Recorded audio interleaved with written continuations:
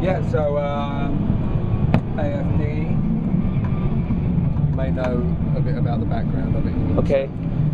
But yeah, working with Slash obviously very closely on it all, and yeah, we got it together, and yeah, what we've been left with is an amp, as well as having Slash's name on, that's got some very cool features on as well. So yeah, it's a 6550 powered, 2 gain stages, built-in power attenuation, everything from 100 watts down to 0.1 of a watt, self-biasing, and sounds awesome. So I've got the power control on just below half. This is like the crunch sound. Yeah.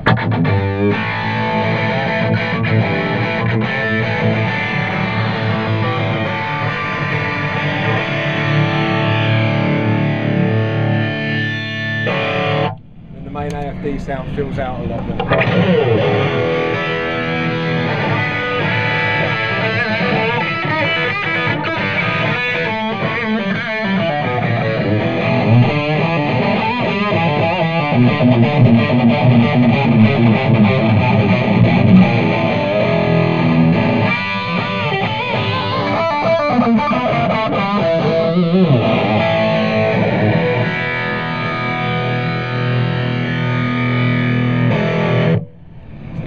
Yeah, that little the attenuator, the power variac kind of thing. I mean, in terms of feel-wise, what does that feel like when you?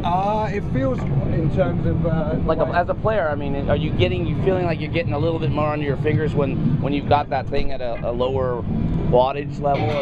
It's basically taking the essence of the same sound all the way down, kind of thing, you know. So it still feels very, even at that volume. Right.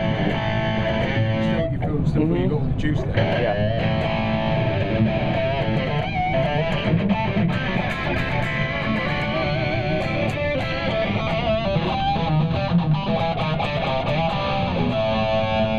Gotcha. That's it goes all the way up as well. That's great. Loud, so, that's great. Yeah, it's totally cool. The effects loop you can use as a pretty transparent effects loop. Yeah. If you're not using it, you can use it as a solo boost. You can actually control it as well. Okay. Well, okay. So, okay. So yeah, in a nutshell, that's pretty much it. It does what it does. It's pretty much a one sound now, really, but it does that sound. No, I mean it's that sound, right? Exactly. Slash is pretty much gone gaga over it, huh? And the Yngwie is something that we only just started showing yesterday morning. It's a 1959. It's also got the same type of power attenuation built in, with an added bonus of a 50-watt switch, so you can take out 2 of the output tubes anytime you want. You've also got a whole load of other good stuff in there, but from the front, as you would have seen out there, it just looks like a standard Marshall. Yes. So that's going to be the appeal to a lot of people. So I've jumped the channels. I've got both the volumes cranked all the way up on the front panel. And with the power attenuation down, you still get the plexi sound, but a good volume. That kind of thing.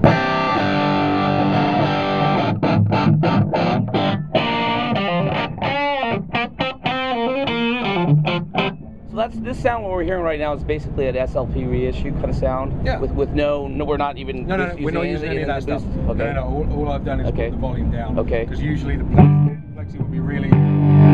It's kind of hard to get some gain out of there unless it's power source, right? So standalone on its own, just with the volume reduction, power reduction, and then the 50 watts sort of compresses it.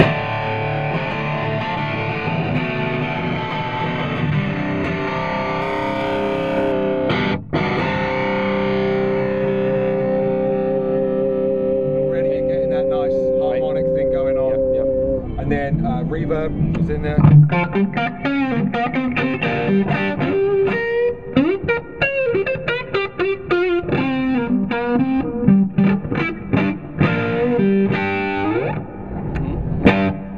You bring in the boost stuff, so you got volume and gain, and also a noise gate as well, which you can bypass if you want. You can hear the hiss there. And you take that into effect, and it just becomes a monster of an amp.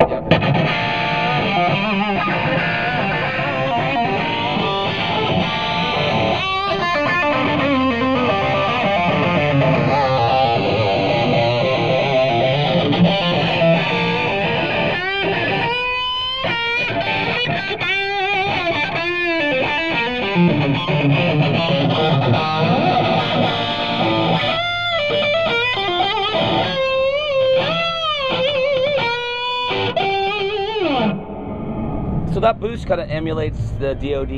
It's a little bit like that. Yeah, he was very, very particular in the type of boost that he wanted, the type of reverb that he wanted. Everything has been done exactly to his specs. Yeah. And is he favoring what speakers in this cabinet?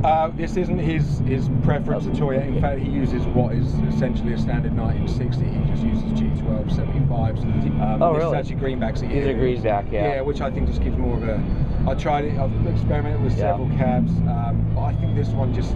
It brings the character out of the amp a little bit. It's a little bit brighter. Kind of squish, you know what I mean? You don't want to drive it too high because it's a bit more restricted on output power of the speakers, but it's just an awesome. But Slash favors V30s, right? I mean, he does, absolutely. What you were hearing there, that was... Is he not, is good, I mean, he's not coming out with like a signature cab. No. You're just going out with the standard 1960 BV or AV? Exactly. There'd be absolutely no point in bringing another cabinet out where we already do so many, and that's exactly what he uses, the standard one. Okay. Now, does this up and down channel, does that do anything? Higher gain, low gain kind of thing? Yeah, I mentioned the crunch to the... well, these inputs, do they do anything? The inputs, it's just high and low sensitivity. Okay. Perfect. And they're both self-biasing as well.